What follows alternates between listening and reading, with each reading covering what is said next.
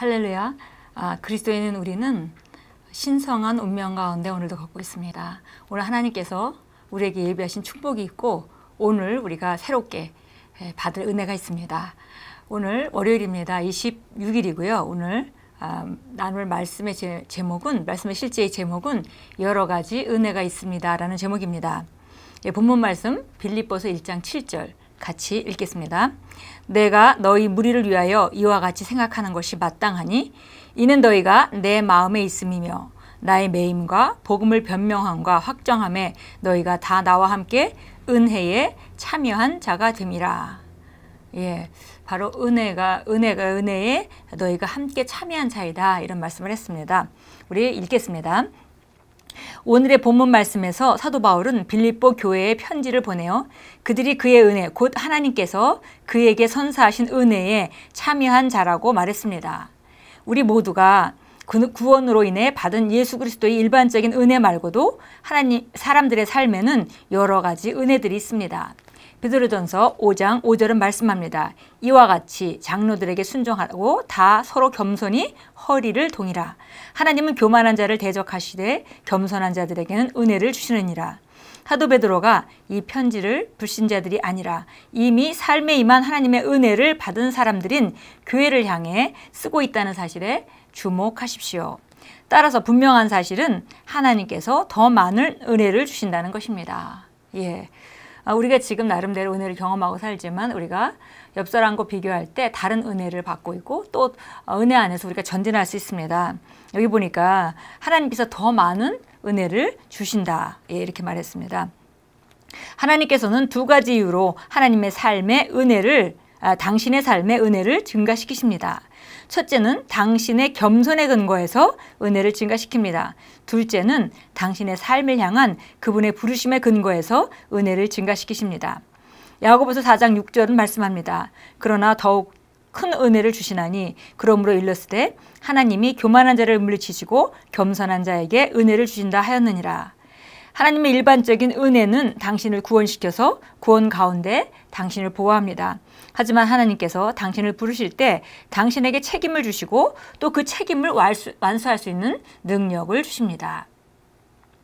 여기 보니까 우리가 이제 여러 가지 은혜가 기본적으로 일반적인 구원에 따라오는 은혜가 있습니다. 하나님 자녀로서 우리가 받은 축복, 또 상속 유업, 이런 것들은 근본적으로 우리가 값을 지불하는 것이 아니라 예수 그리스도께서 우리를 대신해서 죽으시고 또 부활하시고 우리를 거듭나게 하셨기 때문에 그 안에 온 모든 축복은 일반적인 은혜들입니다. 그래서 또 동일하게 받은 은혜인데, 그런데 여기 오늘 그 은혜는 점점 증가할 수 있다는 걸 말해주고 있고요. 성경에서 바로 그 은혜는 어느 때 증가되는지 두 가지를 얘기했습니다. 첫째는 우리가 겸손할 때, 교만한 자는 더 이상 발전할 수 없죠. 그래서 은혜라 하면 우리가 기본적으로 법적으로 다 하나님의 선물과 축복을 받았지만, 그러나 그것이 삶에 나타나는 정도는 전부 다른데 그것을 은혜의 증가라고 표현하는 것이죠. 사실상 그 실제적인 능력, 실제적인 그 나타남, 이걸 말하는 것인데요. 그 실제적인 나타남은 우리가 겸손한 자에게 점점 더 은혜가 증가한다 말하고 있고요. 두 번째는 부르심에 따라서 그 은혜가 각각 다르다 했습니다. 그래서 오늘 제목이 여러 가지 은혜가 있습니다 라는 제목인데요. 보니까 부르심에 따라서 각각 다른 은혜가 있는 것을 우리가 성경을 통해서 알 수 있습니다. 계속 읽겠습니다. 에베소 3장 8절에서 바울은 이렇게 말했습니다. 모든 성도 중에 지극히 작은 자보다 더 작은 나에게 이 은혜를 주신 것은 측량할 수 없는 그리스도의 풍성함을 이방인에게 전하게 하시고, 바울은 자신이 개인적으로 받은 은혜와 그 은혜의 목적을 언급합니다. 그 목적은 그리스도의 측량할 수 없는 풍성함을 전하는 것이었습니다. 바울은 비슷한 주장을 로마서 15장 15절 16절에서도 합니다. 그러나 내가 너희로 다시 생각나게 하려고 하나님께서 내게 주신 은혜로 말미암아 더욱 담대히 대량 너희에게 썼노니 이 은혜는 곧 나로 이방인을 위하여 그리스도 예수의 일꾼이 되어 하나님의 복음의 제사장 직분을 하게 하사. 주님께서는 당신에게 하도록 시키신 일을 위해 당신에게 은혜를 주셨습니다. 그러므로 그 은혜를 인식하여 그 안에서 기능하십시오. 항상 사랑과 겸손 가운데 걸으십시오. 그러면 주님께서는 당신의 인생을 향한 그분의 부르심을 당신이 보다 효과적으로 완수하도록 은혜를 계속 더하실 것입니다. 그래서 우리가 일반적으로 받은 은혜가 있는데 그 은혜 가운데 성장하고 자라가는 것 그리고 은혜가 증가되어 나타나는 것은 우리가 겸손할 수가 교만한 자는 더 이상 발전할 수가 없고요. 그러나 겸손한 자에게 그 은혜를 더 주신다라고 우리가 베드로전서 5장 5절의 말씀을 읽었습니다. 또한 우리가 4장 6절에서 보니까 같은 말씀을 하고 있습니다. 그래서 야고보서 4장 6절에서도 더욱 큰 은혜를 주신다. 겸손한 자에게 더욱더 더 큰 은혜를 주신다. 이렇게 말씀하고 있습니다. 예, 그런가 하면 또 사도 바울은 에베소 3장 8절에서 그 은혜를 특별한 은혜를 내가 받았는데 이것은 그리스도의 풍성함을 이방인에게 전하실 목적이다. 그러니까 이방인에게 전하는 직분이 있는 사람에게는 거기에 합당한 은혜를 주시고 또 유대인에게 부르심을 받은 유대인을 향하여 부르심을 받은 사람에게는 또 거기에 합당한 은혜를 주시고 또 우리로 말하자면 우리가 복음 사역자, 복음 전도자로서 복음을 전하는 자로 부르심을 받은 사람에게는 거기에 합당한 은혜를 주시고 또 어떤 사람이 가르치는 자로 부르심을 받았다면 그 사람은 가르치는 일에 대한 은혜를 주시겠죠. 어떤 사람이 복음 사업가로서의 부르심을 받았다면 복음 사업을 잘 할 수 있는 사업을 잘해서 세상에서 돈을 많이 벌어서 그것으로 하나님 왕국 안에서 정말 일이 효과적으로 진행될 수 있도록 서포트하는 일에 사용될 수 있도록 그런 은혜를 주실 것입니다. 그래서 은혜가 각각 다르다는 것입니다. 예, 오늘 참고 성경 보겠습니다. 로마서 15장 15절 봅니다. 예, 로마서 15장 15절 16절 같이 우리 보겠습니다.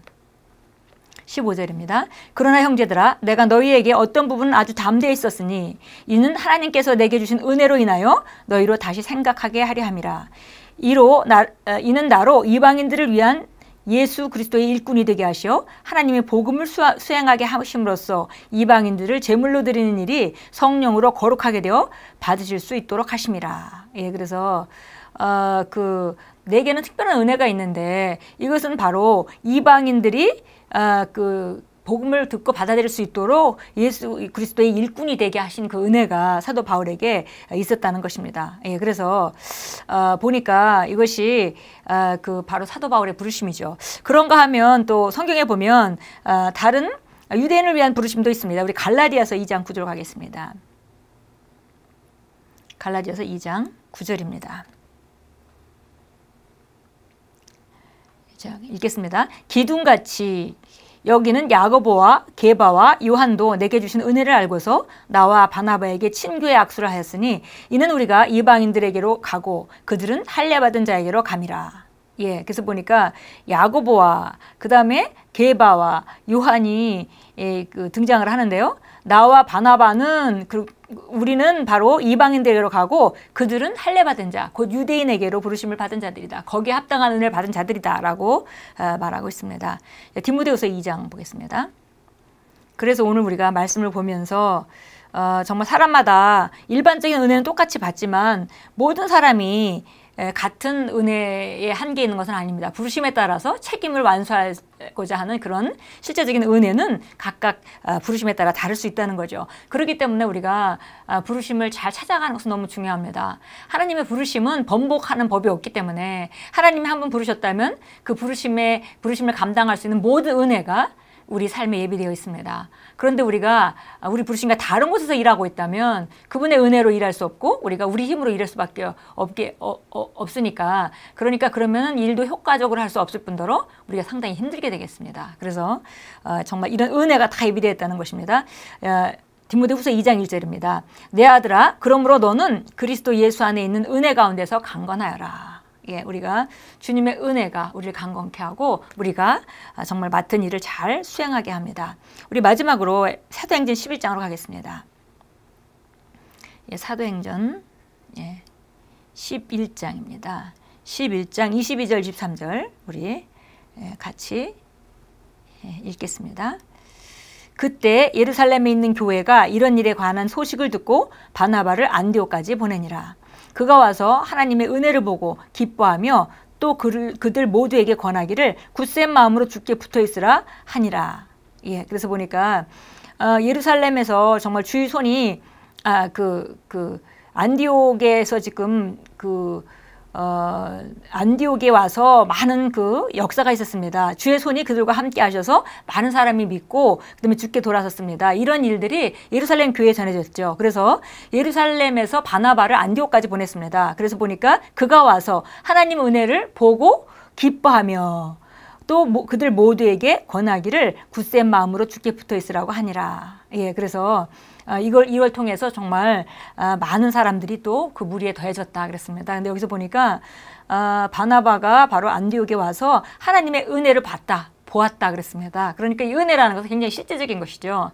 예, 그냥 우리가 흔히 은혜 받았다 이렇게 표현하면 추상적인 개념으로 많이 알기 쉬운데요. 이 은혜는 실제적인 능력의 나타남이고, 이 은혜는 바로 우리가 정말 점점 우리 삶 가운데 나타남이 증가하는 가장 중요한 키이고, 그래서 우리가 정말 성경에서 말하듯이 우리가 필요할 때마다 그분의 은혜의 보좌 앞에 담대히 나가서 취하고 우리가 은혜 가운데 증가하고 강건해질 수가 있습니다. 그뿐 아니라 이 은혜는 우리가 맡은 일을 잘 감당하도록 해준다는 것을 우리가 또 오늘 보았습니다. 함께 기도합니다. 저는 풍성한 은혜와 의의 선물을 받았으므로 이 세상에 타락한 영향력을 능가하며 생명 안에서 통치하고 있습니다. 주님, 제게 사역하도록 은혜를 주시니 감사합니다. 저는 이 은혜를 의식하며 제 삶에 임한 그 은혜의 유익 가운데 걷습니다. 예수 이름으로 기도합니다. 아멘. 예, 여기 기도문에 저는 풍성한 은혜와 의의 선물을 받았으므로 이 세상에 더러운 영향력을 능가하며, 더러운이라고 표현을 했는데요. 사실은 이 세상은 전부 타락하고 썩었죠. 그런 영향력을 말하는 것입니다. 그러니까 악한 영향력을 말하는 것이죠. 그래서 더러운이라고 표현을 했는데, 우리가 이것은 타락한 영향력 이렇게도 좋겠고, 아니면은 그 부패한 영향력 이런 거 이렇게 표현해도 좋겠습니다. 다시 한번 우리 타락한 영향력으로 교정해서 다시 한번 우리 고백합니다. 저는 풍성한 은혜와 의의 선물을 받았으므로 이 세상이 타락한 영향력을 능가하며 생명 안에서 통치하고 있습니다. 주님, 제게 사역하도록 은혜를 주시니 감사합니다. 저는 이 은혜를 의식하며 제 삶에 임한 그 은혜의 유익 가운데 걷습니다. 예수 이름으로 기도합니다. 아멘. 예, 오늘도 우리가 하나님이 우리 삶에 새로 예비하신 은혜가 있습니다. 그 은혜는 우리가 일반적인 하나님 주신 축복 가운데 정말 그 은혜가 증가하는 그것도 우리가 받아야 되겠고요. 전진해야 되겠고, 또 그뿐 아니라 우리 각자 정말 하나님 주신 그 사명을 완수할 수 있도록 주신 은혜를 우리가 인식하며 나아갈 때 그 은혜는 점점 많이 나타날 수밖에 없습니다. 우리가 신성한 운명 가운데 걷고 있다면 바로 어떤 것도 어떤 일도 걱정할 필요가 없습니다. 내가 당황할 만한 그런 일이 일어난다 하더라도 그것을 감당할 수 있는 모든 은혜가 오늘 이미 예비되어 있기 때문입니다. 오늘도 은혜 가운데서 강건하십시오.